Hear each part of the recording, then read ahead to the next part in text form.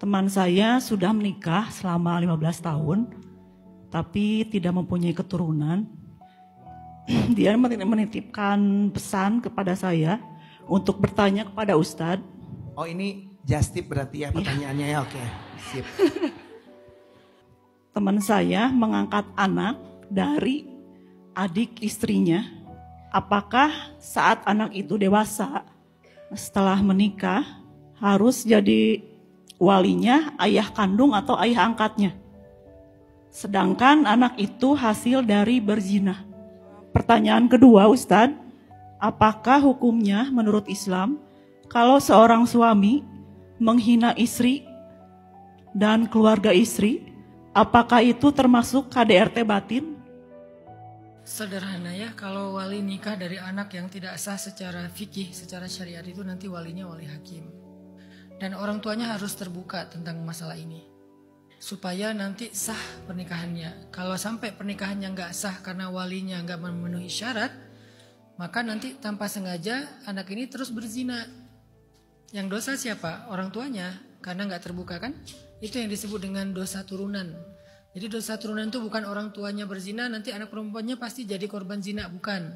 Dosa turunan itu ketika orang tuanya berzina, lalu punya anak itu tidak sah secara fikih, mereka kemudian bertanggung jawab dan menikah suami istri, terus nggak cerita ke anaknya, terutama anak perempuan. Kalau anak laki-laki kan nggak butuh wali ya, nggak cerita ke anaknya. Kelak setelah dewasa, anak ini nikah dengan wali bapak biologisnya, karena bapaknya nggak siap menceritakan itu, takut anaknya nanti marah, kecewa dan seterusnya. Akhirnya nggak sah pernikahannya, gara-gara nggak sah, dosanya turun temurun. Anaknya jadi nggak sengaja berzina, nanti punya anak gitu lagi terus saja. Itu yang disebut dengan dosa jari atau dosa turun temurun. Jadi harus dikonsultasikan kepada wali hakim atau KUA dan Departemen Agama. Yang kedua, menghina istri ya. KDRT batin. Ya, apakah itu termasuk KDRT batin? Ya, karena kekerasan atau sifat yang kasar kepada pasangan itu bukan hanya fisik, tapi juga verbal atau mungkin bahkan sekedar ekspresi. Dan itu berlaku bukan cuma istri ke suami juga sama. Ketika istri cemberut di depan suami, sesungguhnya dia telah mencabut keberkahan. Makanya jangan pernah cemberut lebih dari 3 hari. Tapi jangan sehari kemudian senyum, hari ke-5 cemberut lagi gitu ya, lanjutin ya.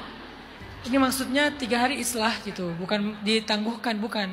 Jeda dulu sehari istirahat biar gak kena 3 hari gitu. Hari ke-5 lanjutin lagi, jangan. Islah maksimal 3 hari. Dan itu berlaku baik laki-laki maupun perempuan. Cemberutnya suami, cemberutnya istri tanpa hak. Kalau hak gak apa-apa, tanpa hak artinya gak ada alasan yang diperbolehkan agama, itu mencabut keberkahan dari kehidupan dia secara pribadi. Dan kalau kita baca kehidupan Nabi dengan keluarganya, dengan Sayyidah Aisyah, dengan Khadijah dan lain-lain, mereka semua bercerita kalau Nabi itu adalah orang yang paling baik akhlaknya kepada keluarga.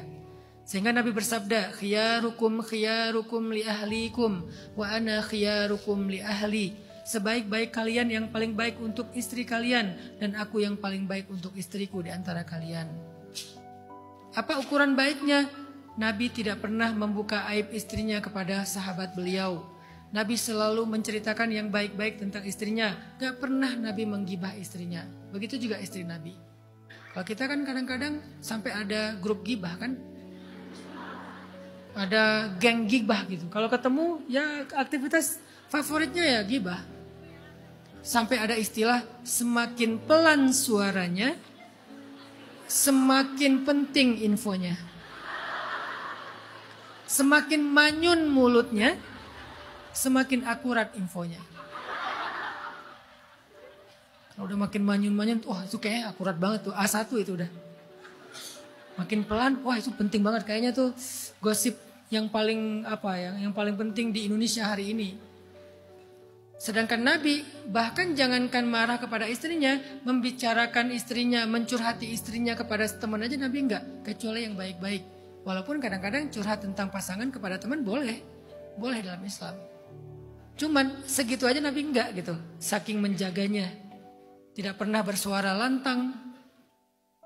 Makanya salah satu di antara sifat surga itu adalah di dalam surga tidak ada suara teriakan, kata Allah. Di dalam surga tidak ada suara teriakan. Berarti surganya rumah tangga ketika tidak terdengar suara teriakan di dalamnya. Baik teriakan suami ataupun teriakan istri. Yang ada cuma teriakan anak-anak kecil. Karena itu suara-suara surga sih. Kalau suami istri tidak berteriak. Soft spoken Nabi itu. Kalau kita kan soft spokennya soft spoken aneh ya. Saking soft sampai gak kedengaran. Hah? Apa? Itu mah soft spoken kita. Kalau Nabi soft spokennya tuh tetap wibawa, tetap asik, tetap romantis. Nabi gak pernah berteriak dan Nabi tidak pernah membentak. Bahkan kata Sayyidah Aisyah, kata Muaz bin Jabal yang tinggal di rumah Nabi nih. Anas bin Malik yang tinggal di rumah Nabi. Kata Anas, aku tidak pernah mendengar Nabi membentak siapapun di rumahnya. Semoga kita bisa belajar dari Rasulullah SAW.